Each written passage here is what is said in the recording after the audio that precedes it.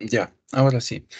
Bueno, vamos a ver el tema de estética y algunas corrientes, ¿no? Algunas corrientes, sobre todo aquellas desde la segunda mitad del siglo XIX. Por ahí las corrientes estéticas más importantes, ¿no? Más importantes, de las muchas que han habido, ¿no? Han habido un montón de corrientes que se han venido a llamar en conjunto vanguardias, ya, vanguardias, vanguardias. Vamos a empezar aquí. Ya sabemos que estética, ¿no? Estética proviene de aistesis, que es, o aesthetique, ¿no? La forma nominal que está ahí. Bueno, significa sentir, percibir, pues, ¿no? Percibir o sentir. Bueno, el término guarda relación con percibir la armonía, la belleza que hay en la naturaleza. Para los griegos, en sentido general, había belleza en la naturaleza, en la física, ya hemos dicho, ¿no? Belleza o armonía por ahí son sinónimos. Ese era el sentido general de belleza, ¿no? El sentido clásico. A partir de ese punto se desarrollan teorías sobre el arte. El arte para los griegos era simplemente reproducir o imitar o copiar la realidad, la belleza que hay en la naturaleza.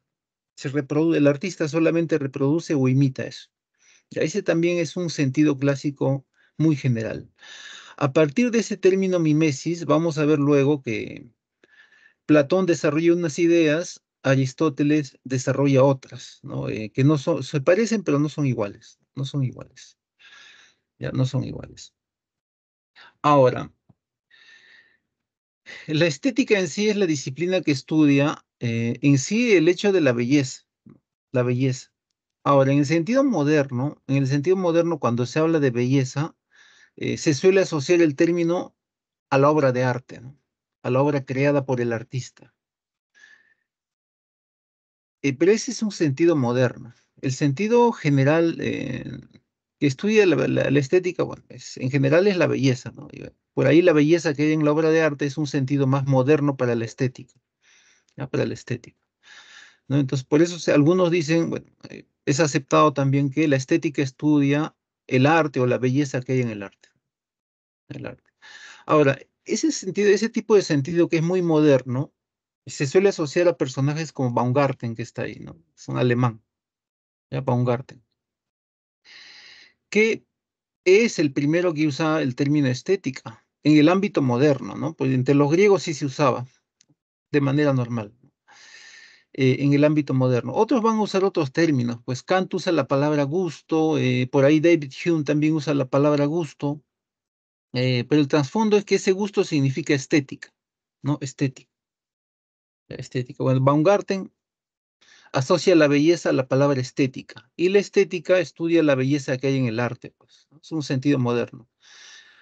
Otros, como el caso de Hegel, van a notar que, bueno, una cosa es la belleza que hay en el mundo natural y otra cosa es la belleza que hay en el mundo, en las obras de arte, ¿no? De arte, ¿no? En el caso de Hegel, hace la distinción, ¿no? El sentido clásico, belleza en la física, de belleza en las obras de arte.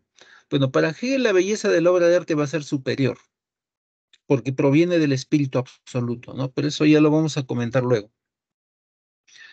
Eso lo vamos a comentar luego. Y entonces ese es el tema de la estética, pues, ¿no? Hablar de la belleza y por ahí en sentido moderno del arte, del arte. Bueno, ahí hay algunas muestras de arte. Bueno, ahí está un cuadro de Jacques-Louis David, que era el pintor de Napoleón, ¿no? Es el pintor clásico de la época napoleónica. Bueno, en el cuadro representa a Sócrates bebiendo la cicuta, pues, ¿no? Ahí delante de sus discípulos. Luego está una escultura del periodo renacentista. El arte renacentista va a surgir con un fuerte motivo religioso, educar en religión a la gente.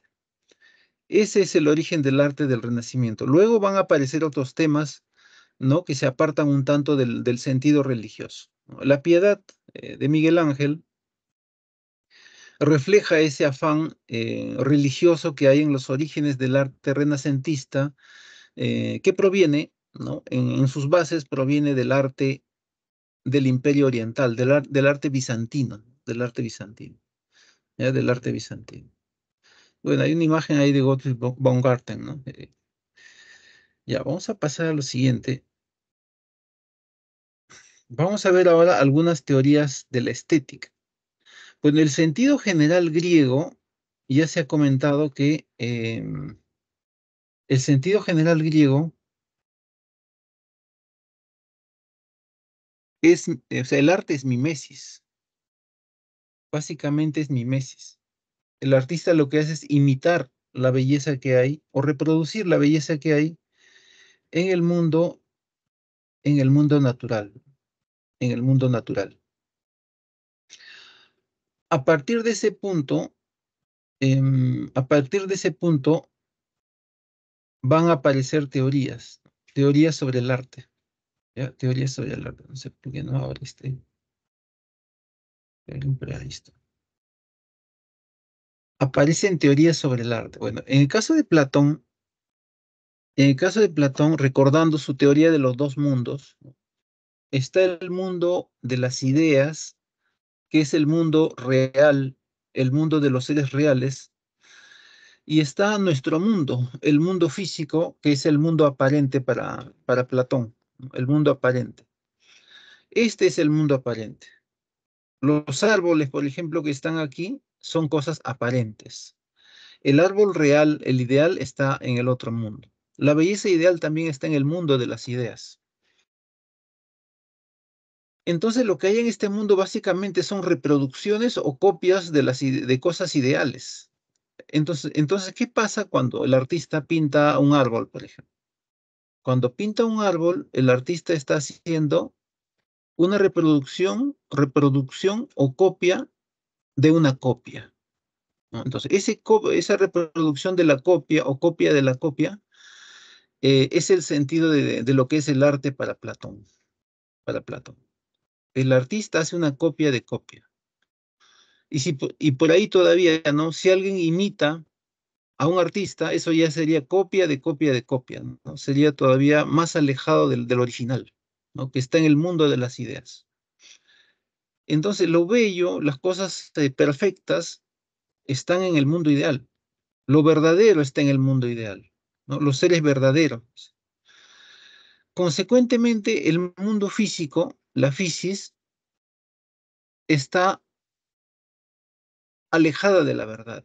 Y cuando un artista reproduce un árbol, por ejemplo, hace arte, eso todavía nos aleja más de la verdad, dice Platón. Por lo tanto, en Platón hay la convicción de que el artista nos aparta cada vez más de la verdad, dice, o nos aleja de la verdad, ya nos aleja de la verdad. Sin embargo, aún con eso, Platón va a considerar que el arte tiene cosas positivas, ¿no? Y que siempre se debe enseñar, educar en el arte, ¿ya? Educar en el arte, ¿no? Siempre se debe hacer eso. También ve cosas positivas, por ejemplo, en expresiones como la música de cuerdas, ¿no? La música de cuerdas, la cítara, la lira, se asocia a esos sonidos a la armonía que hay en el universo, ¿no? Aunque esa es una idea pitagórica, ya eso lo manifiesta Platón también. ¿Ya? Se refleja la armonía del universo en la música de cuerdas. En cambio, en la música de flauta, la música holética de flauta o de los tambores, eh, enardecen pasiones, enardecen a la gente, ¿no? O encienden pasiones, ¿ya? Encienden pasiones. Y ya, entonces hay un sentido un tanto negativo. El artista nos aparta de la verdad, porque para Platón siempre va a ser importante lo verdadero. Para Aristóteles no le va a interesar tanto que en el arte haya verdad. Eso lo comentamos luego. Lo verdadero es lo interesante en Platón, dice, ¿no? Y el artista nos aleja. Por eso es que en la República él va a expulsar a los artistas, ¿no? De la polis. Bueno, es un acto más simbólico, ¿no? Los bota ahí de las polis. Ya, entonces, eh, el arte es una copia de copia, o imitación de la copia, o reproducción de la copia, etcétera, ¿no? Ya. Para Platón, eso es mimesis.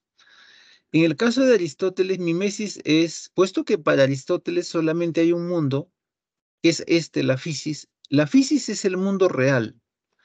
es el mundo de las, ¿no? De las sustancias, ¿no? Lo que hay en este mundo, bueno, es lo único que hay. Aquí están los seres reales para Aristóteles.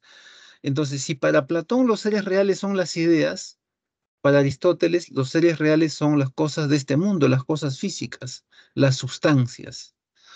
Por lo tanto, ese árbol que nosotros vemos es real, ¿no? Bueno, a eso se asocia el concepto de sustancia, pues. Una sustancia es algo que tiene una realidad concreta. Entonces lo que vemos son cosas reales, son sustancias.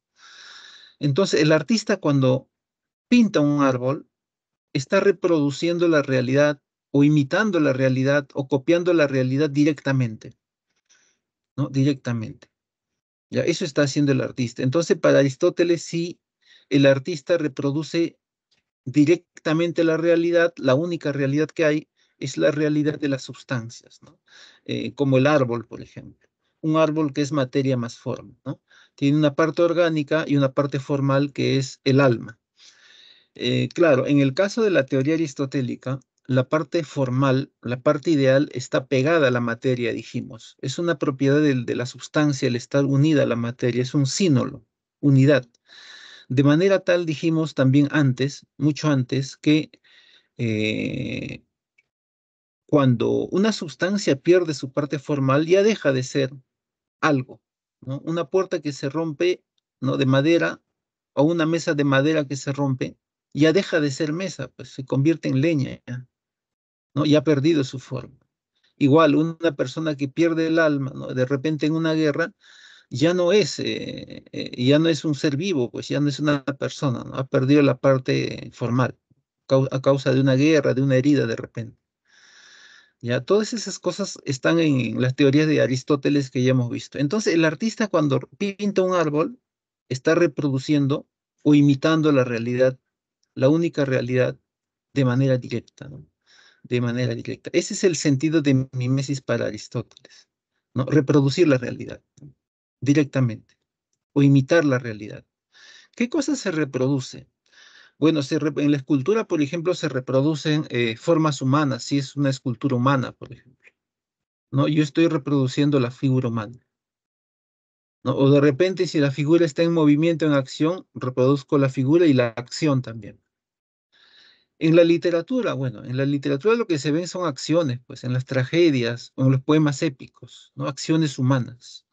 Eso se reproduce ahí, ¿no? Entonces, hay toda una teoría mimética de Aristóteles y aquello de la reproducción de la realidad.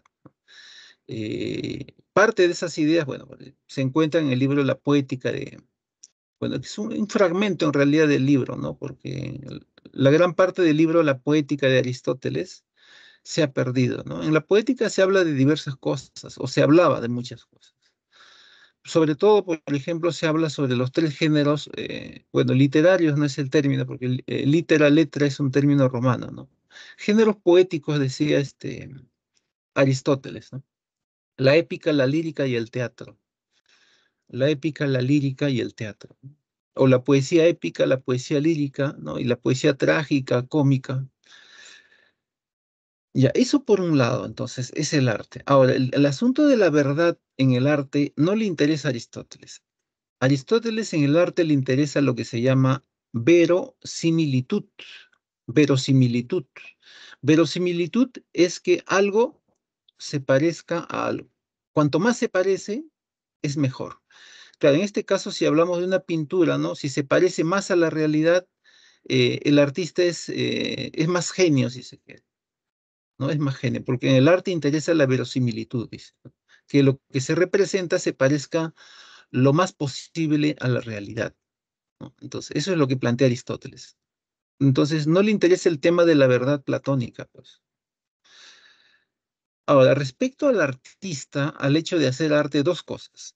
El artista, por un lado, el artista tiene habilidad, ¿no? Habilidad innata. Todo artista tiene habilidad innata para escribir, para pintar, para hacer música. Por un lado, está la habilidad, entonces en el artista, en el arte está la habilidad por un lado, pero por el otro lado está la técnica. La técnica. La técnica, el conocimiento para hacer una escultura, por ejemplo, es algo que sí te lo enseña alguien. ¿no? Eso tú lo aprendes. O sea, no es algo innato. ¿Ya? No es algo innato. Entonces, el maestro escultor te enseña a esculpir, por ejemplo. Las técnicas, qué tipo de piezas se emplean, etcétera, ¿no? Esa es la técnica, ¿no? La técnica. No había una palabra para arte de los griegos. En este caso usaban la palabra tecné, pues, ¿no? Que vendría a ser un sinónimo de arte. Entonces, en el artista hay habilidad más tecné, más técnica, ¿no? La habilidad es innata, pero la técnica es algo que alguien te lo ha enseñado. Ya, esas dos cosas. Ya, entonces, las posiciones sobre el arte de Platón y Aristóteles, si bien hablan sobre la mimesis, no es igual, pues, ¿no? No es igual, pero ambos hablan de ese sentido general griego, ¿no? Que es la teoría de la mimesis. Ya, esto es en la época antigua. Bueno, no hay nada en la época medieval. Bueno, en la época medieval hay por ahí cosas interesantes como lo de San Agustín, pero San Agustín muy apegado a de Aristóteles, ¿no? Dice, Dios es el sumo bien y la belleza que es un bien, bueno, proviene de él, ¿no? Proviene de él. Entonces el artista cuando reproduce la belleza busca aproximarse de alguna manera a lo divino, dice, ¿no? Pues, teoría de San Agustín. Ya en la época moderna tenemos a Kant, ya, a Kant. En el caso de Kant, en el caso de Kant, el arte tiene un sentido práctico, ¿no? Un sentido práctico, concreto. Y este sentido práctico concreto es el placer, la satisfacción o el gusto, si se quiere, ¿no? O sea, que la obra de arte le guste a alguien, ese es su propósito. Para eso se hace arte, dice. Para eso se hace la pintura, la música, dice Kant, en principio, ¿no? En principio.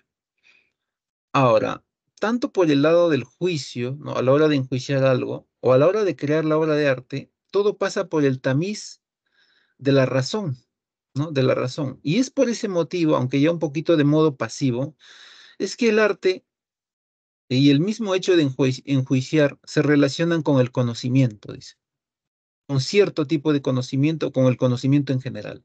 Hay una relación entonces entre conocimiento y arte para Kant, ¿no? En principio, por el asunto de la razón, tanto del que pinta como el que hace un juicio, pues, un juicio, ya un juicio. Entonces, el arte tiene un propósito concreto que es el del placer, la satisfacción, el gusto, ¿ya? El gusto, ¿no? Para eso existe lo bello, dice, para apreciar. ¿Ya? Entonces, eso es por un lado. Ahora,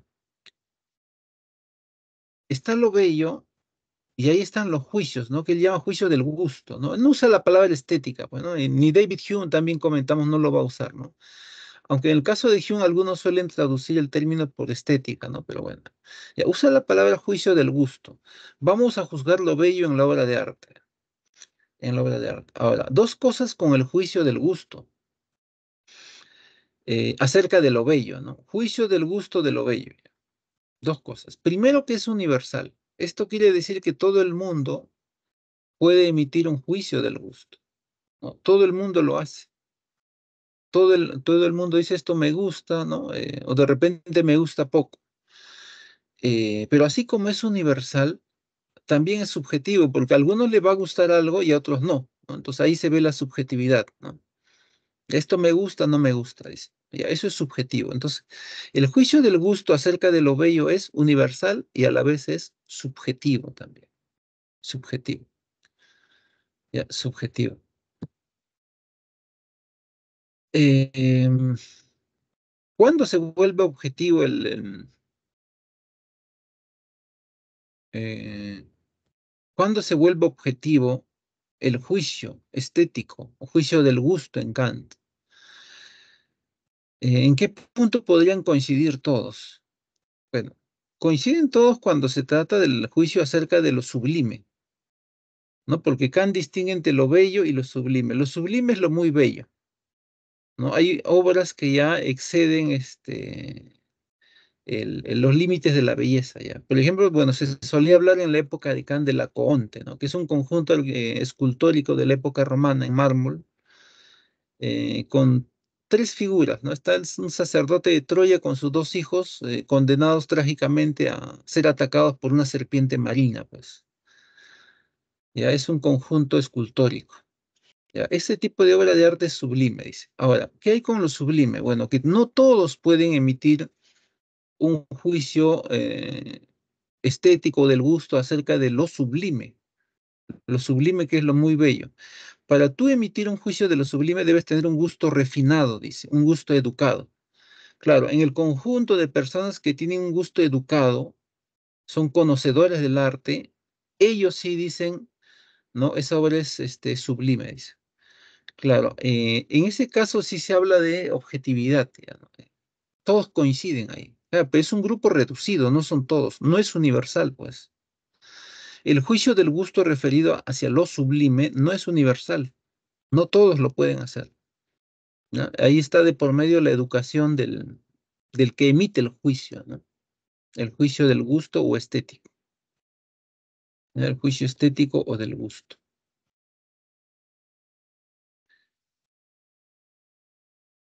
También va a referir a algo del sentido clásico de la belleza que hay en la obra en el mundo natural, ¿no? Bueno, es una belleza que hay de manera natural, ¿no? De manera libre, ¿no? Bueno,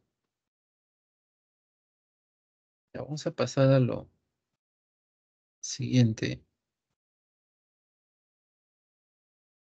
Hegel, Hegel,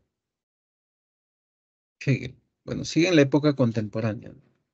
En el caso de Hegel, bueno, Hegel ya hemos comentado que él va a distinguir entre la belleza que hay en, en la naturaleza, que es el sentido clásico, ¿no? Y la belleza que hay en la obra de arte.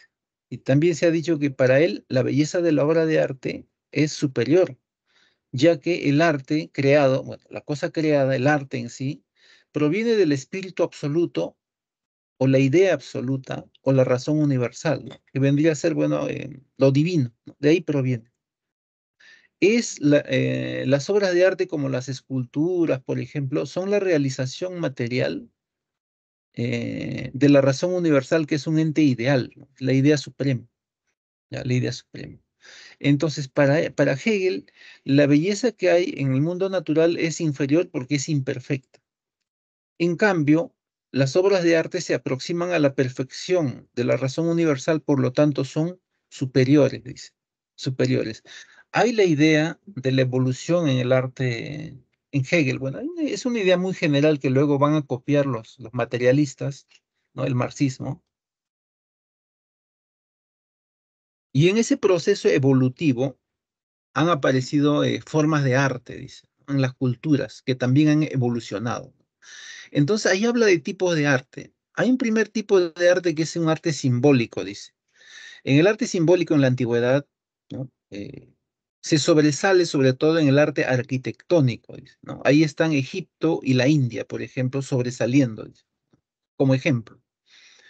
Las pirámides de Egipto, el Taj Mahal de la India, que son, bueno, curiosamente son monumentos funerarios, ¿no? Funerarios, bueno. En las pirámides es una gran tumba, pues. Y en el caso del Taj Mahal es un cenotafio, es un monumento conmemorativo por la muerte de alguien. Ya. No hay un cadáver dentro del Taj Mahal. Es una estructura enorme que destaca por sus vitrales y también por la base de madera que tiene, ¿no?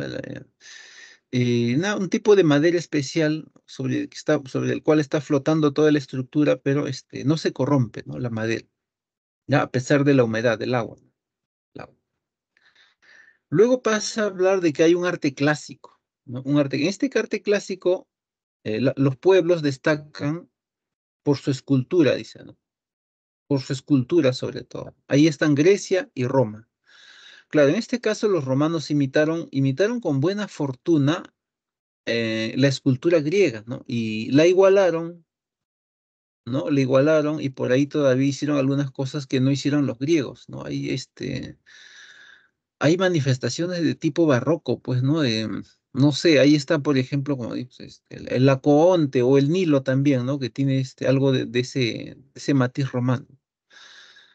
Ya esa tendencia a lo barroco, lo exagerado ahí, lo desmesurado. Bueno, el arte escultórico griego va a evolucionar a partir del egipcio.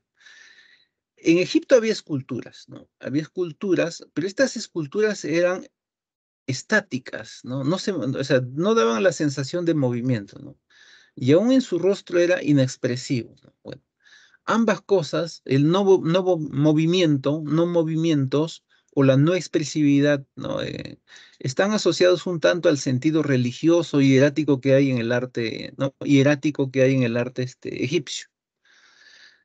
La escultura griega va a evolucionar a partir de eso. Claro que los griegos van a incorporar luego, en los orígenes se parece a eso, van a incorporar la idea de movimiento, ¿no? Y también la idea le van a dar expresividad, dramatismo a sus personajes en muchos casos. Ya, esto va a pasar con en la escultura griega, pues. Ya, entonces, ahí está, el arte clásico destaca por la arquitectura, la escultura, perdón. Y finalmente habla de un arte romántico, ¿no? De un arte romántico habla Hegel, ¿no? En el caso del arte romántico, tiene una fuerte base cristiana, ¿no? Una sólida base cristiana tiene el arte romántico. Bueno, el cristianismo tiene sus orígenes, bueno, de los primeros siglos, ¿no? De nuestra era, siglo I, II, III, IV, V, inicio del mundo medieval. De ahí pasa al mundo medieval, aparecen los reinos cristianos y así, ¿no? Esa es la base del arte romántico que le llama Hegel, ¿no? Las fuertes raíces judeocristianas o cristianas. ¿En qué se destaca bueno, ahí destacamos en la poesía, en la literatura? Bueno, en origen hubo una literatura religiosa, ¿no? Sobre todo en la poesía sacra, pues. Bueno, Hegel habla de poesía en un sentido general, ¿no? Claro, es que ese es el sentido clásico, cuando uno habla de poesía se refiere a todo, al teatro, la lírica, ¿no? A todo, ya se refiere a todo en realidad, ¿no? Em, Hay un fuerte sentido religioso en los orígenes de la literatura occidental, el teatro sacro, la poesía sacra, etcétera, ¿no? También en algo destaca la literatura de caballerías, que es una literatura idealizada, ¿no? El cual se satiriza en el Quijote, ¿no? Hay una sátira contra las novelas idealistas de caballerías, ¿no? El Quijote de Cervantes. Otro tanto por ahí también se habla de la música, ¿no? De la música. Bueno, hay música religiosa en origen, ¿no? Y de hecho todo buen artista no sé, de la época clásica como Bach, por ejemplo, hacen composiciones religiosas. Y lo mismo también la religión en los orígenes de la pintura moderna, pues, ¿no? En la pintura occidental, perdón, ¿no? Claro, ese sentido de religiosidad que hay en los orígenes está en el arte renacentista, en el arte pictórico renacentista. Eso proviene del Imperio Bizantino. Cuando llegan los artistas, bueno, ya hemos comentado que el Imperio Bizantino poco a poco se va desintegrando y por ese motivo, ¿no? Van a migrar, ¿no? Porque se va desintegrando políticamente, geográficamente, moralmente, etcétera, ¿no? Artistas, intelectuales que saben el griego, bueno, sobre todo artistas que no usan su nombre, usan por ahí sus seudónimos, por eso se habla de artistas anónimos como el Greco, ¿no? Por ejemplo, introduce un arte eminentemente religioso, pero a la vez también es un arte plano. El arte bizantino no tiene volúmenes, es totalmente plano. Nuevamente el sentido de lo sagrado, ¿no? Un tanto que como si dijera que el reproducir algo fiel a la realidad con volúmenes no es propio de los hombres, ¿no? Bueno, el arte bizantino era plano, pues, ya plano. Así pasa a los orígenes del Renacimiento en Italia, pero a partir de ahí también va a haber una evolución, ¿no? Se va a introducir poco a poco el sentido del volumen, de la perspectiva, de los colores, de las sombras, etcétera, ¿no? De la composición, del dibujo, ¿no? Del dibujo, todo. Entonces, va a evolucionar, o sea, no se va a quedar estático el arte que proviene del Imperio Bizantino, ¿no? Por ejemplo, Duccio, que es un artista renacentista italiano, ¿no? Introduce o en él ya se ven volúmenes, ¿no? La idea del volumen en los personajes representados. Poco a poco el arte pictórico renacentista va a evolucionar del tema religioso a una variedad de temas, ¿ya? A una variedad de temas, ¿ya? Entonces, ese es el arte, los orígenes de lo que él llama el arte romántico, Hegel, ¿no? Hegel. Y las obras de arte, lo bello de las obras de arte son la manifestación material de la idea absoluta de la razón universal. Ahora, en el caso de Nietzsche, en el caso de Nietzsche, Nietzsche asocia la creación artística a la vitalidad, y la vitalidad en Nietzsche es algo que proviene de los instintos, es algo que proviene del impulso irracional hacia la vida, ¿no? Y que eso se asocia a la libertad. En este caso estaríamos hablando de la libertad creadora a través del arte. Esa libertad creadora vital se opone al nihilismo. Nihil es nada. Es comentado, nihil es nada. Bueno, el sentido completo ahí de nihilismo, de nihil, es que nada tiene sentido en la vida. Entonces, ¿con qué le doy sentido? Con la vitalidad. En este caso, con la vitalidad creadora, la libertad creadora en el arte.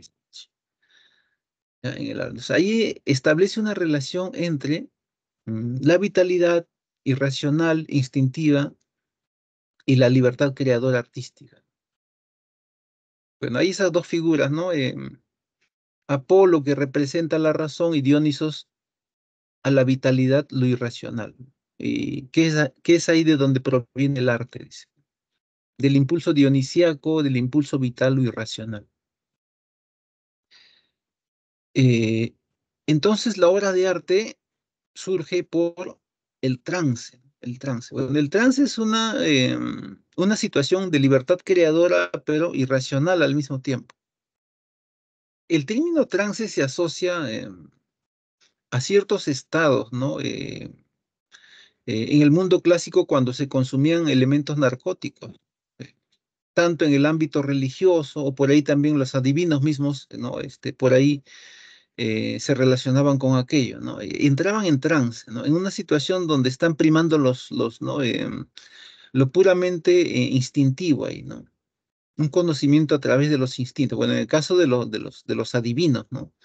En el otro caso, los narcóticos en el mundo religioso, para relacionarse con lo divino, con lo divino que, que está en la naturaleza a través de Dionisos, etcétera. Bueno, algo de ese desorden, de ese impulso irracional hay también en la creación artística, pues. En la época romántica, que es la época de Nietzsche, hay bastante de esos excesos que se suelen asociar al término de bohemia, ¿no? La vida desordenada, ¿no? Ese desorden, esa vida desordenada se asocia a la creación artística, ¿no? En el famoso siglo XIX. Y de hecho, ¿no? Hay algunos excesos en esa época, ¿no? Bueno, es que la práctica provenía de Oriente. En Oriente era muy común el consumo de sustancias prohibidas, pues, ¿no? Alucinógenos, ¿ya? Fumarlos, por ejemplo, ¿no? Por ejemplo, en el caso de la India, era muy común ponerles en los puros, ¿no? Porque ahí había puros, o sea, cigarros puros, ¿no? Envueltos con hoja, que tengan opio, ¿no? Que tuvieran opio, ¿no? Había fumaderos en Medio Oriente. Ahora, pasa en el medio occidental, incluso en las farmacias había este tipo de elementos, por ejemplo, en el láudano. El láudano era un medicamento que tú podías encontrar en una farmacia. Te dolía la cabeza, tienes problemas, deudas, de repente el láudano, ¿no? Y el láudano tenía opio, pues, ¿no? El láudano tenía opio, que es un narcótico, ¿no? Es un narcótico, ¿no? Bueno, ya, de todo eso había en el famoso siglo XIX, la época romántica de Nietzsche, pues. ¿Ya? Y a eso se asocia aquello del trance, ¿no? El desorden, ¿no? El desorden, la vida desordenada, la bohemia, ¿no? Ya, vamos a pasar a lo siguiente. Teodor Adorno. Teodor Adorno. Bueno, Teodor Adorno es un pensador materialista, histórico, dialéctico, marxista, ¿no? Tiene su propia perspectiva acerca de lo que es el arte, los valores estéticos. En este caso es, ¿qué cosa piensa él del arte? Em, el concepto de Teodoro Adorno se relaciona con aquello del cambio social, ¿no? Y hemos dicho que las sociedades cambian, bueno, es una idea en realidad que proviene de Hegel, ¿no? Cambia la sociedad, cambia la cultura y cambia el arte, ¿no? A todo eso está ligado el llamado cambio social. No es lo mismo el arte del siglo XV que el arte del siglo XIX. Ha habido un cambio social, cultural, un cambio estético también, ¿no? Ahora bien, ahí aparece el concepto de arte innovador, ¿no? En Teodor Adorno. ¿Qué cosa es el arte innovador? ¿O cómo es ese arte innovador del cual habla Teodor Adorno? Para él, el arte innovador tiene que ser emancipador, crítico. Emancipador porque debe liberar a la sociedad, dice, de su pasado, ya, de su pasado, ¿no? Entonces ahí aparece el papel de la libertad, pues, ¿no? Emancipador porque plantea la libertad de la sociedad, uno. Y crítico, bueno, debe cuestionar, o sea, debe cuestionar. Ahí habla del arte verdadero.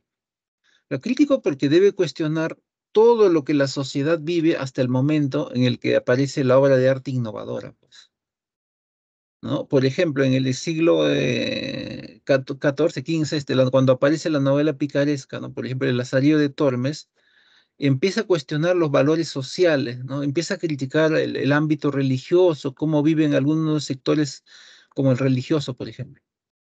¿Ya? A eso llama criticar, cuestionar. Ese es el arte innovador, el arte nuevo, el arte verdadero, si se quiere, para Teodor Adorno, ¿no? Para Teodor Adorno. Interesa el momento en el que aparece el arte, ¿no? Cuestiona todo el pasado, libera a la sociedad, la cuestiona, la cuestiona. Es un arte asociado por eso a la libertad y la verdad.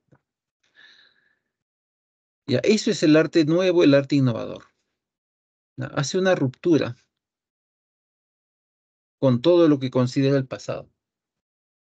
Claro, en el caso de la novela picaresca, y el mismo caso de la aparición del Quijote, es una ruptura contra, no solamente critica a la sociedad, ¿no? Hay una crítica, una cuestión social de fondo, sino también hay una innovación. Se introduce el relato realista, ¿no? Con las novelas picarescas.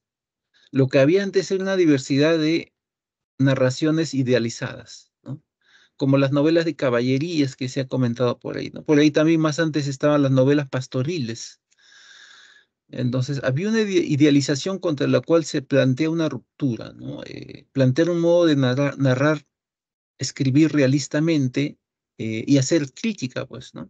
Ya, ese es el arte verdadero, el arte nuevo, innovador, según Teodor Adorno. Actualmente se habla de que existe también un arte purista, pues, pero ese ya es otro tema. Ya, ese es otro tema. Ya, eso respecto de Teodor Adorno, ¿no? Teodor Adorno. Este es el punto uno, un separado. Bueno, acá está dos. Ya, esto es el punto 3, ¿no? Valoración estética. Valoración estética o hacer juicios estéticos, ¿no? Que es lo mismo, ¿no? Valorar estéticamente o emitir juicios de valor estético, bueno, es lo mismo. Ya, valoración estética y juicios. Toda obra de arte tiene una parte formal, ¿no? Que está relacionada con cómo se hace algo, cómo se hace una pintura, una escultura, una obra literaria, ¿no? Y un contenido, ¿no? Un contenido. Sobre qué trata la obra de arte, ¿no? Si es una pintura, de repente representa la libertad, ¿no? Hay un cuadro de, no recuerdo, creo que es de Lacroix, me parece, la libertad guiando al pueblo de Francia, ¿no? El tema es la libertad, el contenido, ¿no? Entonces, particularmente sobre ese contenido emitimos, bueno, en realidad emitimos un juicio estético tanto de la forma como del contenido, ¿no? Pero por ahí que algunos, en el caso de los socialistas, ¿no? Los críticos socialistas resalten más el aspecto del contenido, ¿no? Aunque eso tampoco es exacto, ¿no? Es exacto. La obra de arte en sí no es solamente la forma o el contenido, es las dos cosas en conjunto. ¿Ya? Las dos cosas en conjunto, ¿no? Las dos cosas en conjunto, ¿ya? Eh, las dos cosas en conjunto es, ¿no? Ya, entonces se emite un juicio acerca de la obra de arte en general, ¿no? Es tanto por la forma como el contenido, ¿no? Pero sobre todo el contenido de repente, ¿no? De las dos cosas. Bueno, ahí tenemos la óptica de Hume. En el caso de Hume, en el caso de Hume, ¿no? Bueno, es el empirista inglés, ¿no? No usa la palabra estética, pero cuando él usa la palabra gustar, es más próximo a decir juicio del juicio estético, ¿no? Más que traducirlo como juicio del gusto en el caso de Hume, ¿no? Juicio estético. Ahora, en el caso de Hume, ¿quién puede hacer un juicio estético? Para Hume, solamente pueden hacer juicios estéticos, o sea, valorar obras de arte, los críticos o los que tienen estudios acerca de la belleza, ¿no? Los que han estudiado, esos pueden enjuiciar la obra de arte. O sea, todo el mundo no lo puede hacer. Todo el mundo no lo puede hacer. Entonces, para Hume solamente puede juzgar objetivamente el arte el crítico, el que ha estudiado acerca de estética, pues, ¿ya? Porque para calificar algo, dice, se necesitan estudios o pautas o normas o reglas, dice David Hume. ¿Ya? David Hume. Eh, hacer una crítica, ¿no? A eso se refiere. Claro, en un sentido general, todo el mundo puede decir, en este que lo que Hume plantea es un juicio objetivo, se refiere al juicio estético objetivo, Hume. Pero ya hablando de la gente común que va a los museos, ¿no? Claro, esa gente sí puede hacer un juicio, ¿no? De apreciación, ¿no? Estético, entre comillas, pero eso es más bien algo subjetivo, dice, ¿no? Subjetivo, que no se puede tomar en cuenta de manera seria, ¿no? De manera seria. A eso es lo que refiere Hume.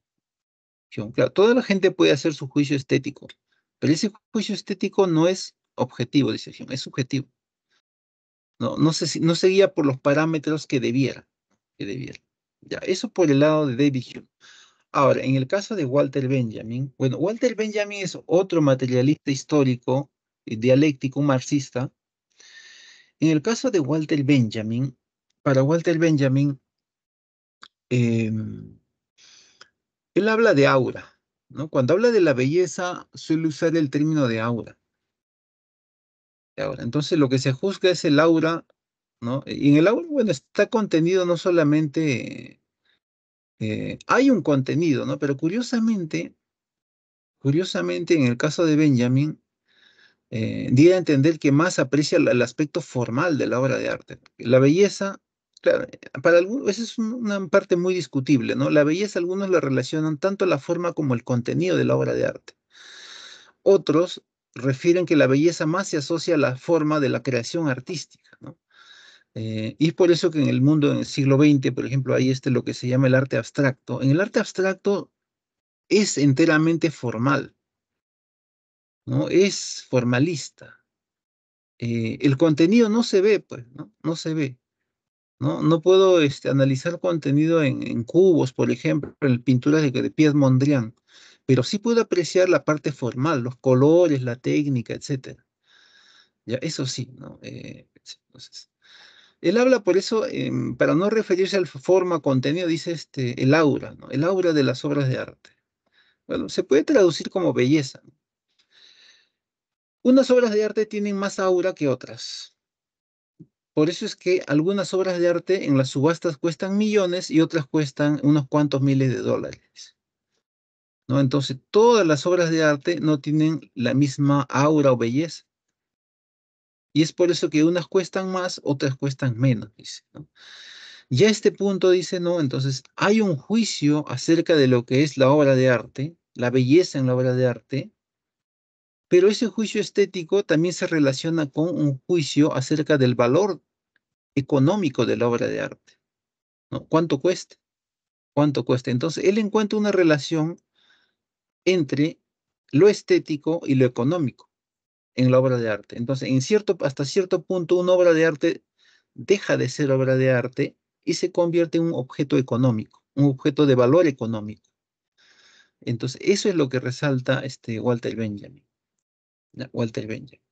Entonces, la obra de arte tiene las mejores obras de arte, ¿no? Que son, ¿no? Tienen más valor estético, tienen también a la vez más valor económico. Entonces ya la obra de arte no solamente es un objeto para ver, ¿no? Los museos, sino es un objeto para comprar, como si fuera un objeto, una mercancía, pues propiamente, una mercancía. propiamente una mercancía. Eso es lo que va a referir Walter Benjamin, ¿no? Walter Benjamin. Formas de expresión artística. Formas de expresión artística. Bueno, hay una diversidad de formas de expresión artística, ¿no? Hay una diversidad de formas, empezando por la pintura. La pintura. Ya hemos dicho que la pintura, ¿no? La pintura, al menos la que es de Occidente, ha evolucionado a partir del arte renacentista, ¿no? Pero en otras latitudes han habido otras formas de expresión, incluso en la antigüedad también, ¿no? El arte rupestre, por ejemplo, de Altamira en España, ¿ya? Y en China, en Japón, bueno, también han tenido sus manifestaciones pictóricas, ¿ya? Entonces, es representar sobre una superficie plana, ¿ya? Empleando dibujo y color. Luego tenemos la escultura, ¿no? Nuevamente, el origen de la escultura occidental, el arte escultórico, tiene sus orígenes en la escultura clásica, ¿no? La griega y la romana. Se talla en metal, en piedra, ¿no? En madera, inclusive. Yo he visto en madera también. Muchas de las obras escultóricas griegas que se conocen han llegado a través de copias romanas, ¿no? En mármol. En mármol. Se han perdido muchas figuras, ¿no? Pues se conservan las copias romanas. Ya las copias romanas. Ahora se habla de un arte escultórico abstracto también. La literatura. La literatura. Bueno, la literatura, la teoría literaria se estudiaba ya en la antigüedad, bueno, los griegos, ¿no? No solamente Aristóteles. Bueno, Aristóteles, por ejemplo, escribió la poética, ¿no? Ahí habla de los tres géneros literarios, ¿no? La épica, la lírica y el teatro. Ya, el teatro, ¿no? Aunque por lo general, todo lo que escribían los griegos, incluso textos de historia, ¿no? Por ejemplo, lo hacían con estilo, ¿no? Con estilo. La arquitectura, hacer edificaciones. Actualmente el arquitecto, muchos arquitectos se consideran, bueno, artistas, pues, ¿no? Eso puede calificar para para muchas edificaciones, no para todas de repente, pero sí hay monumentos arquitectónicos, modernos, bueno, en la antigüedad y modernos. Dentro de lo moderno, por ahí, por ejemplo, se suele citar la Sagrada Familia de Gaudí, en Barcelona, España, ¿no? Que es una suerte de iglesia. En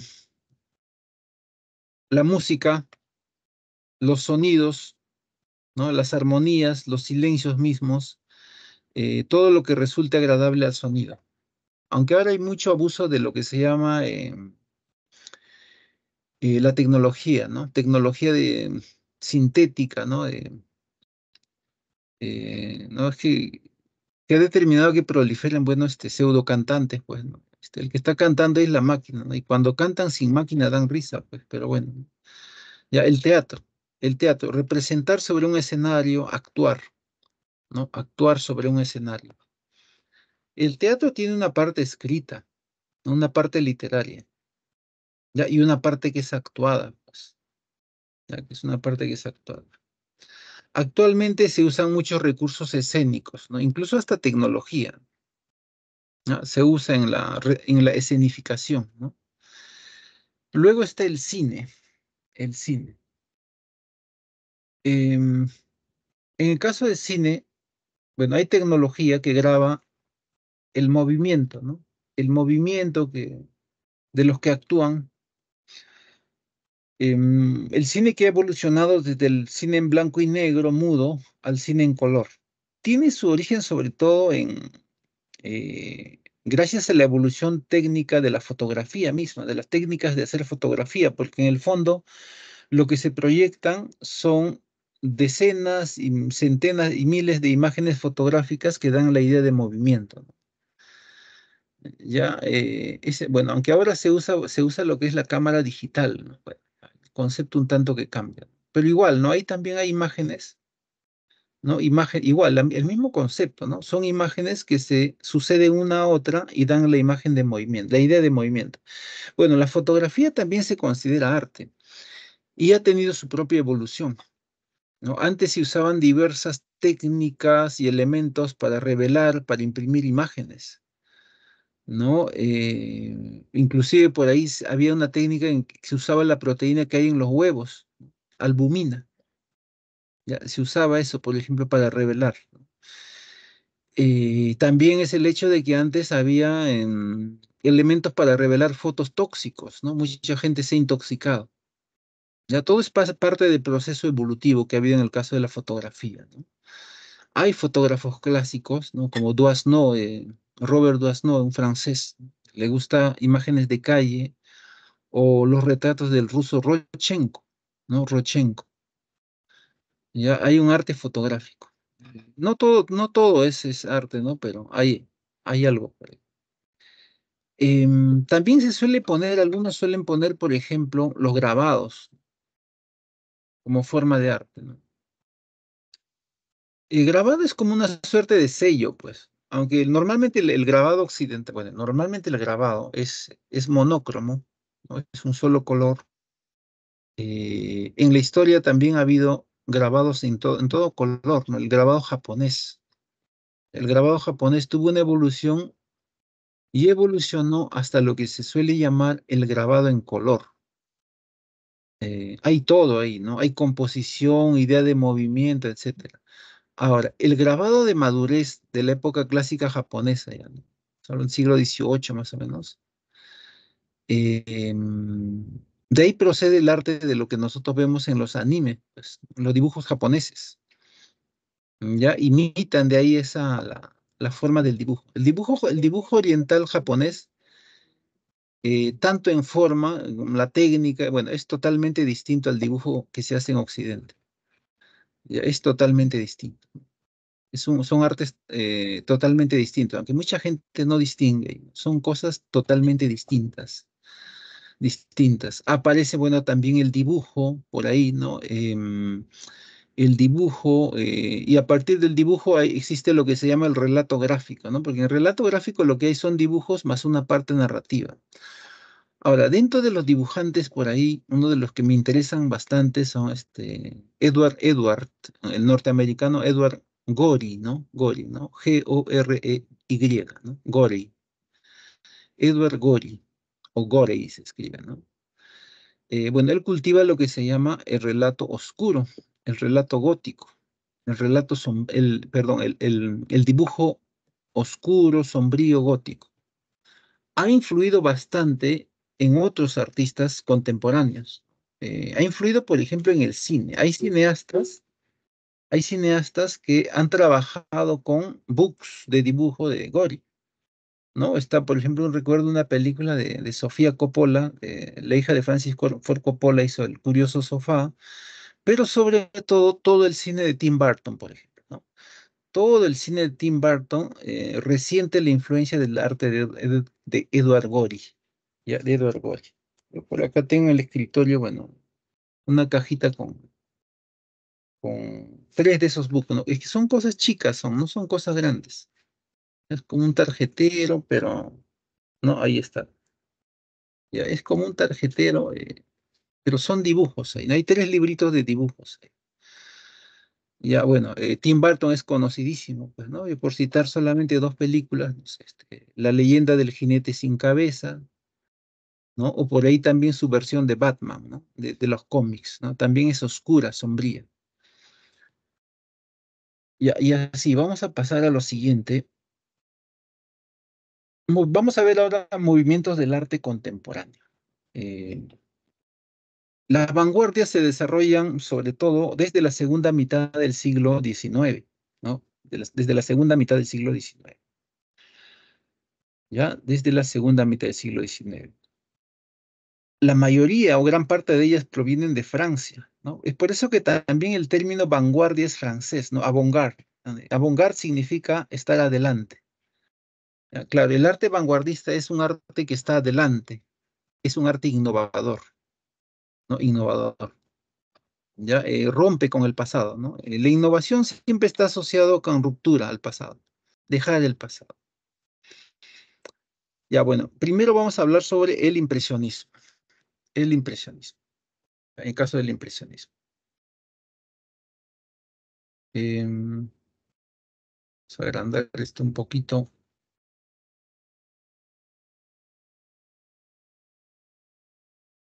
Ya, el impresionismo. En el caso del impresionismo, el momento de nacimiento, bueno, algunos suelen citar el movimiento de nacimiento del arte impresionista en una exposición que hubo en 1872, precisamente en Francia, ¿no? En esa exposición estaba el famoso cuadro de Claude Monet, Impresión del Sol Naciente, ¿no? Impresión del Sol Naciente. Ahí se ven ya varias de las características del arte impresionista, ¿no? La primera característica es la luz y el color, ¿no? Para algunos definen el arte impresionista como ensayos o juegos entre la luz y los colores, ¿ya? La luz y los colores, la luz y los colores. Yo diría también que por ahí las sombras, ¿no? Luz y los colores y las sombras. Ya, eso es de manera general, ¿no? Como una característica muy general de estilo. En Impresión del Sol Naciente, bueno, se reflejan, el dibujo es más sugerido, ¿no? Pescadores, en la mañana, ¿no? Y ahí está el sol y el rastro del sol, ¿no? Un sol anaranjado ahí. Ya, eso se refleja. Es una impresión, ¿no? De una escena en la mañana, ¿no? Que están pescando ahí, ¿no? Hay gente pescando, gente que está pescando.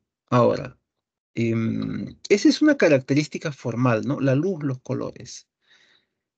Otra característica formal es los trazos poco claros. Bueno, en algunos más que en otros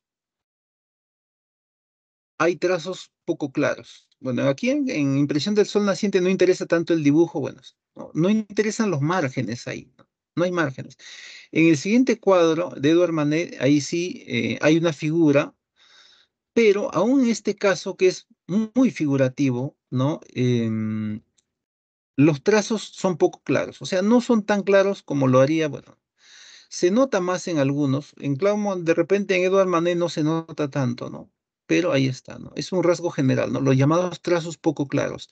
Algunos usan líneas borrosas, algunos no les interesa tanto el dibujo como el caso de Claude Monet, al menos en este cuadro, ¿ya? Entonces de ahí viene aquello de los trazos poco claros. Algunos van a empezar a usar puntos, como el caso de Seurat, bueno, aunque Seurat ya es otro tipo de arte, se considera, pero tiene sus orígenes en el impresionismo, ¿no? O el mismo caso del fauvismo, el usar, ¿no? Exageradamente los colores y la luz. ¿Ya? Fauve es fiera, ¿ya? También tiene sus orígenes en el arte impresionista. Ahora, pero ¿cuál es la característica esencial del impresionismo? Bueno, ya yendo al contenido, ¿no? Es un arte objetivo. A ellos les interesa la realidad objetiva. O sea, es un arte objetivista. No les interesan las emociones del pintor, sino mostrar la realidad de manera objetiva, dice. ¿Ya? De manera objetiva, ¿no? A la manera de una impresión objetiva. El objetivismo es una característica esencial en el arte impresionista. Ahora, para redundar en esa idea de objetividad, el artista impresionista rechaza lo que en el mundo clásico se planteaba, ¿no? Pintar escenas importantes. ¿Qué escenas importantes? Por ejemplo, no sé, la coronación de Napoleón, la muerte de Juan el Bautista, el nacimiento de la diosa Venus, ¿no? Entonces, esos temas importantes ya no interesan al impresionista. ¿Qué cosa vamos a pintar? Dice, vamos a pintar gente comiendo en un parque, gente pescando, una calle, gente que está bailando, gente en un bar, de repente una iglesia, una casa por ahí. Ya, esos temas cotidianos, o sea, el mundo cotidiano invade el arte, es lo que plantea el impresionismo como parte de esa objetividad que plantea acerca de lo que debe reflejar el arte vanguardista, ¿no? Para los impresionistas. ¿Ya? En concreto es eso, un arte objetivo entonces, ¿no? Objetivo. Más impresionistas, ¿no? Es el cuadro de Claude Monet, ¿no? Es una impresión de lo que ocurre mañana con los pescadores. Lo siguiente, el de Edouard Manet es más impresionista por el tema, ¿no? Estaba viendo una suerte de banquete, una escena de bar, ¿no? Una escena cotidiana, o sea, una escena que es cotidiana, que es poco trascendente. ¿Ya? Por ahí va el asunto impresionista en el caso de Edouard Manet, ¿no? Vamos a pasar a lo siguiente. Entonces, es un arte objetivo, ¿no? Con ciertas peculiaridades. Vamos a pasar a lo siguiente. El cubismo. El cubismo. Sí, se ha borrado aquí. Cubismo. Sé que había aquí, bueno, un momentito. Ya, el cubismo es otra forma de arte vanguardista, ¿no? Ahora, ¿contra qué rompe el cubismo? En el mundo clásico hay el sentido de la única figura, una perspectiva del mundo, ¿no? A través de la composición o el dibujo que el artista refleja, ¿no? En cambio, en el arte cubista se plantean diversas perspectivas de la realidad. Ahora, ¿cómo se refleja eso, no? Es como si tiraran una piedra a un espejo y el espejo se fragmenta en cubos, triángulos, líneas, ¿no? Diversas figuras geométricas. Cada fragmento de ese espejo roto viene a mostrarnos un aspecto de la realidad. Entonces, en el fondo, lo que los cubistas quieren expresar es que hay diversas perspectivas acerca de la realidad, dice. Varias perspectivas acerca de la realidad. Se ve en ¿no? el creador del estilo que es Pablo Picasso, ¿no? De hecho, se asume que las señoritas de Aviñón, ¿no? Las mademoiselles de Aviñón, es el primer cuadro cubista. Aunque ahí todavía Picasso es figurativo, ¿no? Hay una tendencia muy notoria al arte cubista, algunos lo definen como abstracto ya, ¿no? Pero todavía en los inicios, al menos de Picasso, se pueden ver figuras, ¿no? Bueno, está entre lo figurativo y lo abstracto en algunos casos, ¿no? O si se quiere, es un arte abstracto con tendencia a lo abstracto o abstracto simplemente. En el caso de Pablo Picasso hay una evolución, ¿no? En los primeros cuadros hay bastantes figuras todavía, hay colores, ¿no? Pero luego poco a poco va dejando de lado el uso de los colores y va empleando claros y oscuros, blancos y negros, ¿no? Como el caso Guernica ¿no? El caso del cuadro Guernica, que es un cuadro en recuerdo de la Guerra Civil Española. Solamente emplea tonos claros y oscuros, ¿no? No usa colores, ¿ya? No usa colores. No sé si esa es la tonalidad exacta, ¿no? Parece más un tono marrón el tono original, pero igual, ¿no? Son solamente un color oscuro y un blanco, ¿no? Unas tonalidades. ¿Ya? Deja de lado ese colorido que tenía en un inicio, ¿no? En un inicio, ¿ya? En un inicio. Eh, ya, entonces, la ruptura del único plano realista o la ruptura de la realidad, ¿no? Que es lo que se ve en el arte clásico, ¿no? Cuando uno ve está bien, ve un dibujo, una composición, la unidad, lo que llaman, ¿no? En el sentido clásico, demostrar la realidad de manera coherente, ¿no? Si hay un personaje, se nota más la unidad, o si hay varios. En la pintura clásica, bueno, debe haber una unidad en toda la composición, todos los personajes en el cuadro ligados. En este caso, ya no interesa eso de la figura, pues, ¿no? Es una realidad fragmentada, es una realidad rota. Ahora, para algunos críticos ya de literatura, suelen tomar esas ideas del cubismo para expresar la vanguardia en la literatura, ¿no? Se habla de un arte con influencia cubista, ¿no? En la narrativa, ¿no? Cuando ya no está, hay una ruptura del relato lineal, por ejemplo. Las rupturas ya no se cuentan las cosas de adelante hacia el futuro, sino que hay retrocesos al pasado o relatos en paralelo o también un relato a varias voces, un relato coral, ¿no? Hay un cuento, por ejemplo, Rashomon de Akutagawa, en el que varios personajes dan su punto de vista acerca de un crimen que se ha cometido. Y cada uno ve el asunto de manera distinta, ¿no? De manera distinta. En origen, ese es el origen del concepto cubista, pues, ver la realidad desde varias perspectivas, ¿no? Desde varias ópticas. Pero en concreto, lo que hay es una ruptura con el único plano figurativo, ¿no? Que había en la pintura clásica. Eso es lo que se rompe en el fondo, ¿no? Ya, ahora, el cubismo básicamente, bueno, el impresionismo era básicamente pictórico, así como el cubismo. Ya, con el cubismo pasa lo mismo. Aunque también se suele hablar de una escultura cubista, ¿no? Pero bueno, ya vamos a pasar a lo siguiente, el expresionismo. El expresionismo. El expresionismo es todo lo opuesto, o lo opuesto en gran medida al impresionismo, ¿no? El impresionismo es un arte objetivo. En cambio, el expresionismo es un arte subjetivo. Subjetivo.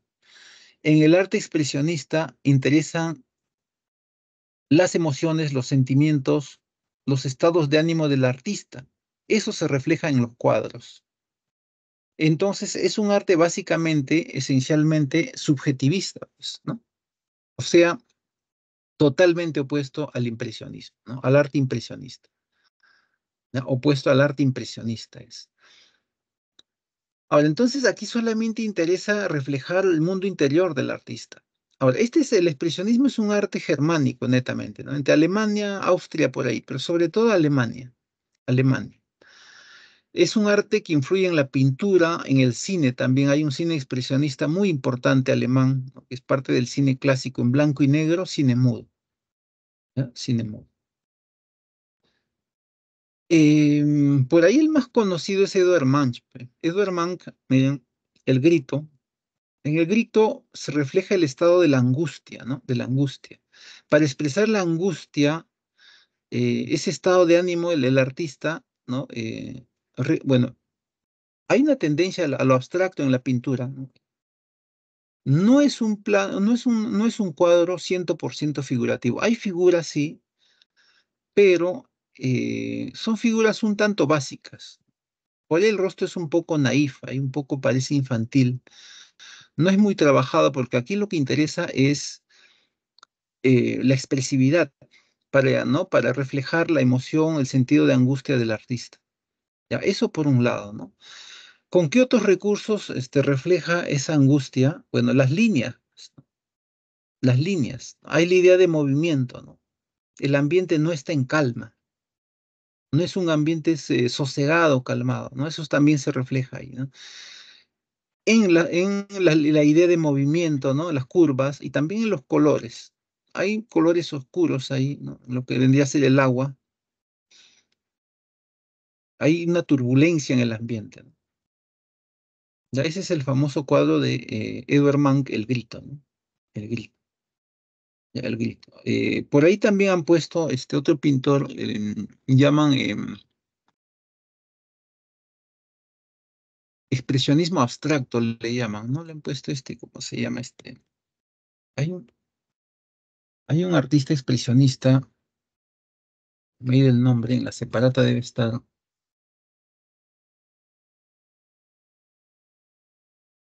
La separata.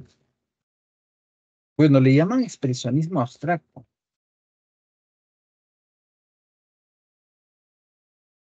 También es importante el arte de Kirchner, ¿no?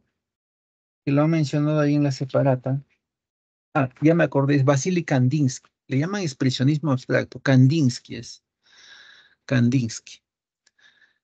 Vasily Kandinsky. Ahora, hay otros autores que no son alemanes, que son muy afines al expresionismo. En el caso de Van Gogh, por ejemplo. En el caso de Van Gogh, ¿no? Ya, vamos a pasar a lo siguiente. Es un arte objetivista, ¿no? Perdón, subjetivista. Interesan las emociones de los artistas acá. Hay un cine también expresionista, ¿no? Yo recuerdo una película en blanco y negro, pero que era de terror, ¿no? Parece que es Nosferatu, me parece que es de la época. Es en blanco y negro y cine mudo. Nosferatu es una versión de Drácula, pues, de Drácula, del famoso personaje vampiro. Luego tenemos el surrealismo. El surrealismo. El surrealismo es un movimiento que aparece en Francia, tiene su acta de nacimiento, ¿no? Que le llaman el Manifiesto de Arte Surrealista, ¿no? El Manifiesto de Arte Surrealista, con André Breton a la cabeza, ¿no? André Breton a la cabeza. Es un movimiento bastante amplio, porque va a involucrar no solamente pintura, es pintura, es literatura, es cine, es fotografía, etcétera. Es un montón de cosas. Es un movimiento, es el movimiento probablemente más interesante del siglo XX. Es un movimiento artístico amplísimo. Ahora, Dos elementos básicos para comprender el arte surrealista es, primero, eh, el marxismo, propiamente la solidaridad, la fraternidad con que deben vivir todos los seres humanos, que es una idea marxista, ¿ya? O del socialismo en general de repente, ¿no? Pero de ahí lo toman, ¿no? La fraternidad, la solidaridad, preocuparte por los demás, etcétera. Uno, ¿no? Lo toman, ¿no? Lo tomaron muy en serio. André Breton lo tomaba muy en serio, de suerte tal que los miembros del partido de los surrealistas deberían pertenecer o debían pertenecer al Partido Comunista Francés. Cuando no los veía muy comprometidos, André Breton lo que hacía era, Breton, han puesto Breton acá, André Breton, los botaba del grupo surrealista, ya los expulsaba, ¿no?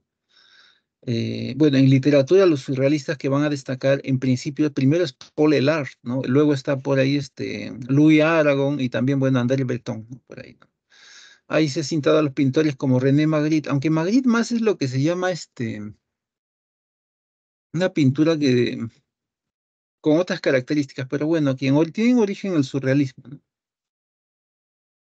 René Magritte, parece que es más lo que llaman metafísico, pero bueno. Man Ray, que era un fotógrafo, ¿no? Eh, ya, entre los pintores los más conocidos son Pablo Picasso, que es, en parte era surreal, pero en parte también era cubista, Pablo Picasso, ¿no? Tuvo varios registros, ¿ya? Salvador Dalí, por ahí es el pintor surrealista más conocido, ¿no? Más conocido. Por ahí también han puesto al barcelonés Joan Miró. Salvador Dalí. Ah, la otra característica es el psicoanálisis. Bueno, sí resalta la fraternidad, la solidaridad de ser marxistas, socialistas.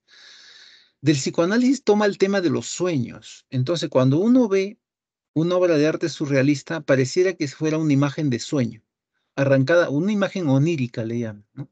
Entonces, lo que se representa casi en más del 90% de los casos en el arte surrealista es el mundo de los sueños, imágenes oníricas, ¿no? Este cuadro de Joan Miró, bueno, empieza siendo un artista figurativo, va a lo abstracto, bueno, por ahí debe tener cuadros surrealistas. Este es más un cuadro abstracto, ¿no? Yo lo veo más como un cuadro abstracto de Joan Miró. Tiene cuadros figurativos Joan Miró, por ahí debe tener alguno que otro de surrealista, ¿no? Pero bueno.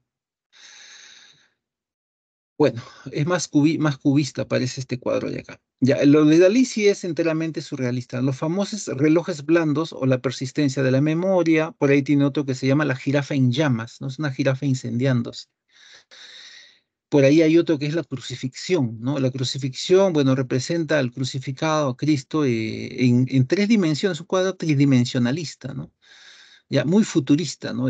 Pero bueno, ahí está.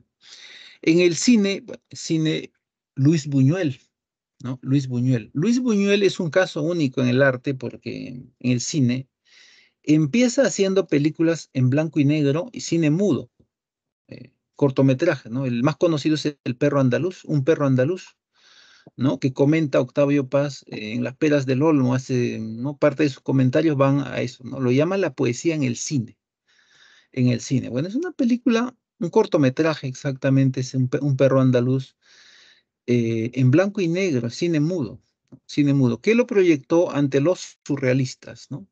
A los surrealistas, ¿no? Em, los surrealistas. Bueno, aquí no está Max Ernst, ¿no? Max Ernst tiene un cuadro que se llama La reunión de familia, surrealismo. Aparecen los surrealistas, pero también por este aspecto del socialismo, él pone por ahí a Dostoyevsky, hasta César Vallejo también, ¿no? Por el tema del socialismo, ¿no? Del marxismo. Ya, entonces, eso es lo que va a pasar. Ya, eso es lo que va a pasar, ¿no? Eh, ya, eso es lo que va a pasar, ¿no? Bueno, en caso de Luis Buñuel empieza haciendo películas en blanco y negro y termina haciendo películas en color, pues. Ya, pasa por una etapa en blanco y negro en México inclusive, ¿no? Luego pasa a su etapa europea. Títulos, bueno, está El ángel exterminador, Su vida al cielo, Viridiana, Ese oscuro objeto del deseo, en color, o El discreto encanto de la burguesía, en color también. ¿Ya? Y lo mismo, ¿no? La misma estética del cine onírico. ¿no? Imágenes que uno las viera pareciera que no pertenecieran a la realidad. Se escapan de la realidad cotidiana, ¿no? Hay una escena, bueno, hay varias escenas, ¿no? Hay una escena, bueno, también hay humor en el cine de Buñuel, ¿no? Cuando aparece, no sé, una pareja discutiendo, ¿no? Él tiene creo que 80 años, la mujer tiene 20 y aparece un psiquiatra que es un enanito, ¿no? Un enanito ahí aparece. Ya empieza a comentar el hecho ahí. Ya, ese tipo de imágenes con humor es los que aparecen ahí, pues. Ya, vamos a pasar a lo siguiente. El arte pop. El arte pop. El arte pop es un arte que surge dentro de la esfera del consumismo o de las sociedades consumistas. Básicamente estamos hablando de Inglaterra y Estados Unidos. Consumismo, consumismo. Ahora, un rasgo de estilo muy fuerte, aparte de la temática consumista, ¿no? Latas de conservas, actrices, personajes famosos, cómics, etcétera, ¿no? Cómics, etcétera. Es el uso de los colores fuertes, colores industriales, muy llamativos, ¿no? Algunos lo llaman publicitarios. Ese tipo de colorido se usa en la estética. Es una estética que pareciera más de propaganda, pues. O sea, muy llamativo, muy llamativo. Ahí está el famoso cuadro de Andy Warhol, ¿no? Sobre la sopa de conserva en conserva Campbell's, ¿no? Tiene otro que es sobre una actriz que es Marilyn Monroe. Igual los colores industriales o fuertes es lo que sobresale, aparte del dibujo. Pareciera más ser un arte serigráfico, pero es al óleo, ¿no?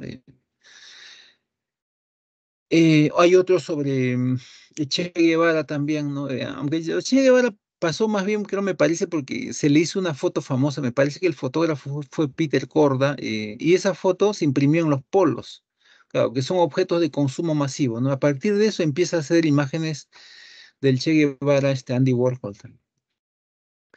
El otro pintor que también es interesante es Roy Lichtenstein. Roy Lichtenstein reproduce bastante la estética de los cómics, ¿no? Los cómics que son objetos de comercio, de culto en Estados Unidos, sobre todo.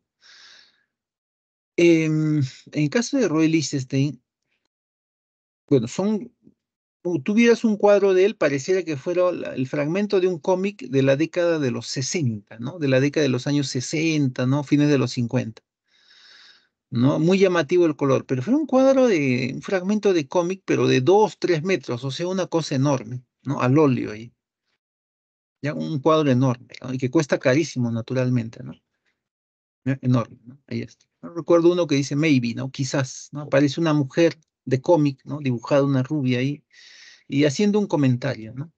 Un comentario, como si fuera un fragmento de cómic enorme, es el cuadro, el cuadro. Vamos a pasar a lo siguiente. Vamos a ver ahora algunas teorías, bueno, dos teorías solamente, dos clases de perspectivas solamente puede haber acerca de lo que es el origen del valor estético, de la belleza en sí. ¿Ya? Solamente dos cosas. O los valores estéticos están dentro de la obra, o los valores estéticos están en la cabeza del artista, o de repente del que aprecia, ¿no? Más en la cabeza del artista. En este caso es en la cabeza del que aprecia o del que crea la obra de arte, ¿no? Entonces, a partir de eso hablamos de subjetivismo, objetivismo. Claro, para el subjetivismo, los valores estéticos, la belleza procede del que crea la obra de arte o procede del que aprecia la obra de arte. En cambio, para el objetivismo, la belleza es algo que está dentro de la obra de arte, ¿ya? Dentro está. Bueno, las dos perspectivas, curiosamente, o los dos casos que vamos a ver son pensadores materialistas, tanto Teodoro Adorno como Walter Benjamin, pero tienen una óptica de vista, un punto de vista distinto, ya, distinto. En el caso de Teodoro Adorno, ¿no? En el caso de Teodoro Adorno son dos cosas. Aquí han resaltado, dice, ¿dónde está el valor? Dice, algo es bonito, pero ¿de dónde viene eso, ese sentido de lo bello? Proviene de la cabeza del sujeto, dice. Un sujeto dice, me gusta, no me gusta, ya, claro. Ese es un punto. El segundo punto es desde el artista. Bueno, este es el punto de vista desde el que enjuicia, punto de vista subjetivo, ¿no? Ya, Teodoro Adorno. Pero Teodoro Adorno lo que más resalta es el hecho de que cuando hay la obra de arte, esa belleza que hay en la obra de arte proviene de la cabeza del artista, dice Teodoro Adorno. Por eso ese arte nuevo que uno ve innovador, bueno, todo eso proviene de la cabeza del artista. Por lo tanto, los valores son subjetivos, dice, ¿no? Es una belleza impuesta por el artista. El artista impone qué cosa considera bello y bueno, a partir de eso recién la gente también subjetivamente dice, esto me gusta, no me gusta, ¿no? Entonces, Teodoro Adorno curiosamente tiene una perspectiva enteramente subjetiva, ¿no? Tanto desde el punto de vista del que aprecia la obra de arte, como desde la perspectiva del que crea la obra de arte, ¿no? El artista saca de su cabeza la belleza y la plasma, dice. Ya, esa es la óptica de Teodoro Adorno. Walter Benjamin discrepa de eso, ¿no? Para Walter Benjamin, los valores estéticos, lo bello está en la obra en concreto, dice. No importa de dónde provenga, pero ahí está, dice. Y tal es así que esa belleza estética está ligada a su valor económico, dice. Ya, ese también es un comentario de Walter Benjamin. Entonces, unas obras de arte tienen más belleza que otras. Es porque la belleza está dentro de las obras, dice. Es una perspectiva enteramente objetiva la de Walter Benjamin. ¿No? La de Walter Benjamin. La de Walter Benjamin.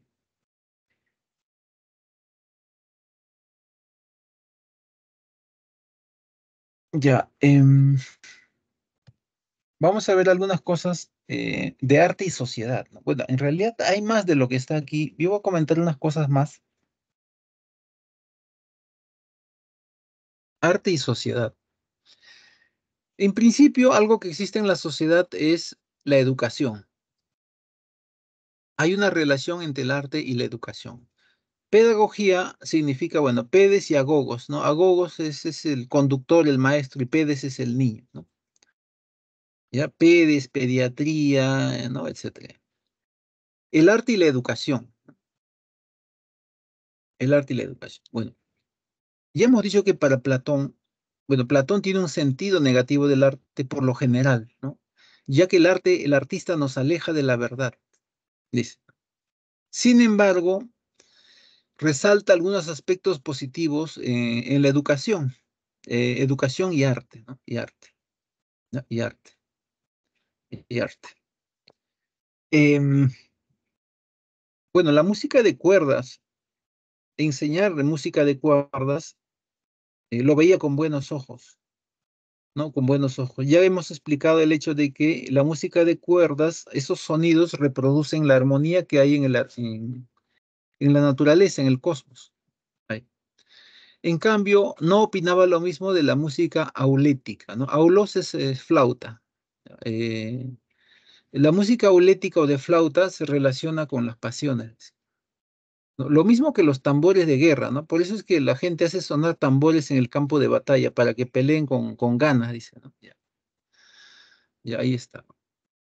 Pero por lo general, hay un sentido positivo en el hecho del arte y la educación. De eso también refiere Aristóteles, aunque aquí más han relacionado el tema de, bueno, la moral se relaciona con la educación, ¿no? Eso lo vamos a tocar ahora, cuando veamos aquí la función moral, ¿no? Moral y educación por ahí están ligados, ¿ya? Formación moral es formación, parte de la formación educativa, ¿ya? Pero lo vamos a comentar. Pero bueno, el arte como crítica de la sociedad. Bueno, el arte debe criticar. Es una óptica por lo general desde el materialismo histórico. El arte nuevo, el arte, bueno, decía Adorno, ¿no? El arte innovador cuestiona, critica, ¿ya? Critica, ¿no? Critica la sociedad, los valores establecidos, la realidad establecida, ¿ya? Critica, ¿no? Entonces ahí está, por ejemplo, la pintura del mexicano Orozco, ¿no? Criticando la desigualdad social en el México de la primera mitad del siglo XX, por ejemplo. Cuestionando lo que se llama la burguesía. Ya, ese es el arte, ¿no? Función crítica, ¿no? El arte debe estar así criticando, criticando. Reflejar cómo es la vida y cuestionarlo, ¿no? Cuestionarlo. O por ahí en el siglo XX también en la novela, igual, ¿no? Igual en la novela, ¿no? Por ejemplo, no recuerdo si es siglo XX, no es antes, me parece, Madame Bovary, siglo XIX, XX, no recuerdo bien, de Gustave Flaubert, bueno, cuestiona la vida tradicional de una familia de clase media, ¿no? Un médico, bueno, ¿no? Y hay una suerte de ruptura de valores a través del engaño, pues, ¿ya? Entonces ahí está criticando, ¿no? La vida aparente de una pareja de clase media en el siglo XIX, si me acordé. Ya, eso es básicamente una perspectiva del socialismo, del materialismo histórico, pues, ¿no? Ahí está Teodoro Adorno y ahí también está Cecita Mariátegui. Mariátegui también era marxista, pues, ¿no? Ya se comentó en su momento, ¿no? Su libro más conocido es Siete ensayos de interpretación de la realidad, ¿no? De la realidad. Ya, ahí está. Ahora, el arte y la función moral. Bueno, esto es parte del sentido educativo, pues, ¿no? Educar en costumbres, esa es la idea, ¿no? Que es un tipo especial de educación, ¿no? Educación. Formar moralmente a las personas. Ahora, parte de esa formación moral la refería Aristóteles, ¿no? Como por ejemplo, cuando la gente iba a ver las tragedias, iba a lo que se llama depurarse, a ser mejor persona, sería el sentido literal, ¿no? Claro, se depuraba por ahí, lloraba por las tragedias que había y era mejor persona. Hay una suerte de formación moral a través de lo que él llamaba catarsis, ¿no? Relajación, catarsis. Hay parte ¿no? Hay parte de formación moral ahí, ¿no? Y también parte de la formación moral estaba, por ejemplo, cuando se leían fragmentos de la Ilíada o de la Odisea, ¿no? Lo hacían, por ejemplo, los sofistas. Ya, eso es parte de la formación moral, pues, ¿no? Hacer mejor persona a través de la literatura, del arte. Eso por el lado de Aristóteles. Ahora, en el lado de León Tolstoy, él lo que refiere es la fraternidad, ¿no? Bueno, ya sabemos que él es socialista, Lev Tolstoy, y a la vez también era pedagogo, pues, ¿no? El arte te enseña a ser más solidario, dice Tolstoy, te hace ser más fraterna, o sea, te hace ser mejor persona, dice. Entonces, ahí se ve la función moral también, la función moral. Ahora, hay otros puntos. Por ahí, por ejemplo, se habla también del arte y el conocimiento, ¿no? Que ya no lo han puesto. Yo lo voy a comentar brevemente. Bueno, cuando se vio Kant, dijimos, tanto en el caso del que hace un juicio del gusto o del caso del que crea una obra de arte, todo pasa por la pantalla o el tamiz de la razón. Por lo tanto, hay cierta vinculación entre el arte y el conocimiento en el caso de Kant por el tema de la razón, de la razón. Ahora, uno de los que sí refieren que hay una relación directa entre el arte y el conocimiento es Martin Heidegger. Martin Heidegger sí directamente hay una relación entre arte y conocimiento, ¿no? Entre arte y conocimiento. Para él, el arte muestra la verdad, o sea, hay conocimiento en el arte. Esto lo dice hablando sobre la poesía alemana. Ya, él refiere a la poesía alemana y cuando está hablando de la poesía alemana dice, la poesía, bueno, es arte, nos muestra la verdad, dice. Hay conocimiento en el arte, por lo tanto. Él emplea el término griego aletheia. Aletheia significa mostrar, develar, mostrar la verdad sería en este caso, ¿no? Entonces, para Heidegger, sí, el arte te muestra la verdad, hay conocimiento a través de la poesía. Ya, pero esa es la óptica de Heidegger, ¿no? De Martin Heidegger. Ya, arte y conocimiento. También se habla por ahí de arte y símbolos. Bueno, el arte es un lenguaje simbólico, aunque, bueno, esa es una teoría de Ernest Cassirer, ¿ya? De Ernest Cassirer, ¿no? Ernest Cassirer dice, el arte emplea un lenguaje simbólico. Actualmente, Nelson Goodman ya ha planteado que en el arte no solamente se habla de un único sistema de símbolos. Cada forma de arte tiene su propio lenguaje simbólico, dice Goodman. Da igual, pero es la misma línea de Ernest Cassirer, ¿no? De referir que el hombre crea símbolos, ¿no? La religión es un sistema simbólico, el lenguaje articulado es un sistema simbólico, la ciencia tiene sus propios símbolos y así, con el arte pasa lo mismo, ¿no? Eso por un lado, el arte como sistema de símbolos. Ahora, también por ahí, si uno revisa algunos materiales, ¿no? Ve el asunto de la hermenéutica, ¿no? Hermenéutica, de Hermes bien, ¿no? El mensajero de los dioses. Bueno, la hermenéutica es un tema que ya ni se considera por ahí, pero ahí se habla de interpretación. ¿Qué cosa interpretamos? Bueno, en este caso, obras de arte. Las obras de arte se pueden interpretar. Claro que el hecho de la interpretación, porque la hermenéutica es la teoría de la interpretación, refiere a que se puede interpretar una diversidad de cosas que ellos llaman textos, ¿no? Pero el significado de texto para el hermeneuta es diverso, ¿no? Un texto puede ser un libro, pero también para ellos un texto es una obra de arte o de repente alguna ruina, ¿no? Que ha encontrado algún arqueólogo. Eso también se puede interpretar, decía. Ya, esa era la óptica de, por ejemplo, Gadamer, ¿no? Gadamer, ¿no? Gadamer. La interpretación. Bueno, en este caso se habla de la interpretación de la obra de arte. Y finalmente está el último punto, pues, ¿no? El arte y la identidad. Identidad social, cultural, se entiende. El arte y la identidad. Ahí había un punto, un comentario. ¿Qué relación hay entre la obra de arte y la identidad de un pueblo? Bueno, simple. Uno ve, por ejemplo, un telar de la selva, algo más o menos que tenemos cultura y decimos, esto lo ha hecho un pueblo de la selva. Yo identifico a un pueblo a través de una manifestación cultural, a una manifestación de arte. O de repente por ahí me muestra un grabado japonés, ¿no? Yo digo, esto lo ha hecho un japonés. Entonces yo identifico la obra de arte, en la obra de arte, a un pueblo, a una cultura. Entonces, las obras de arte te permiten identificar a cada cultura. O cada cultura se identifica a través de sus obras de arte, pues. Y se dice, no, hay diversas manifestaciones culturales, manifestaciones diversas de arte, ¿no? Entonces, hay una suerte de diálogo intercultural entre las diversas manifestaciones de arte, dicen, ¿no? Ya, aunque ese es más un concepto general, más ya de cultura general, ¿no? Pero también se suele comentar en este punto, el arte y la identidad en la sociedad, ¿no? Identidad de un pueblo, se entiende.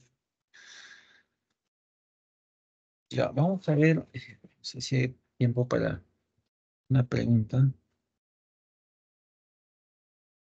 Hasta ahí de repente alguna pregunta para ponerle las claves. Si puedo comentar alguna pregunta también, ¿no? Puedo abrir el chat. ¿Dónde está el chat?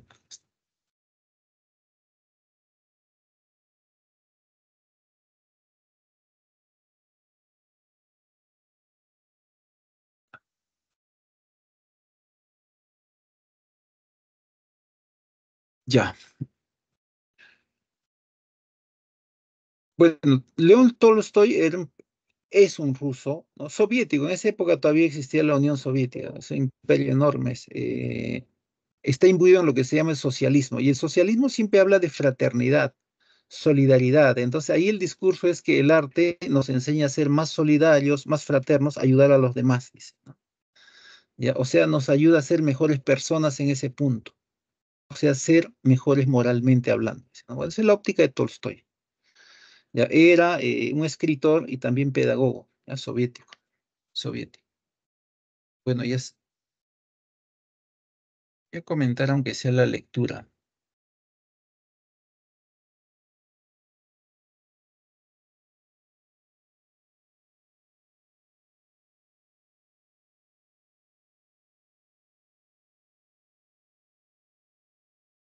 Ya voy poniéndole las claves, si no, a ver si se puede comentar alguna lectura siquiera. Estas son las claves, ya.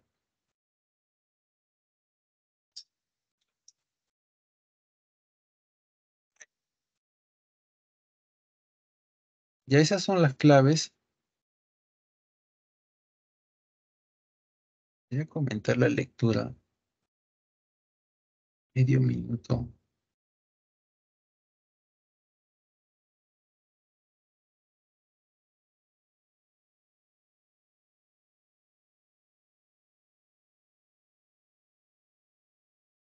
Ya, la lectura.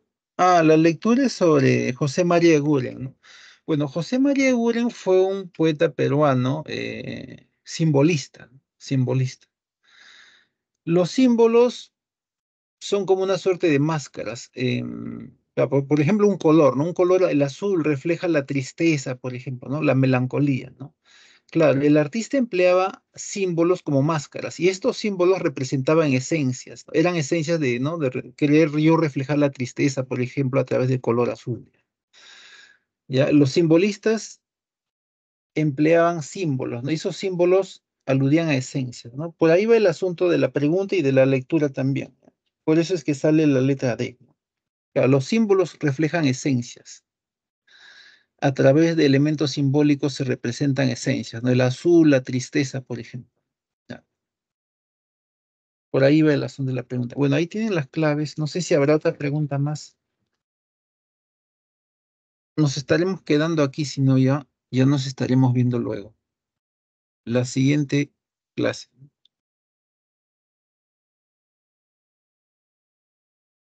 Ya, nos quedamos aquí nomás entonces. Ya nos estamos viendo. Cuídense. Nos vemos. Voy a ir cerrando esto. Eh,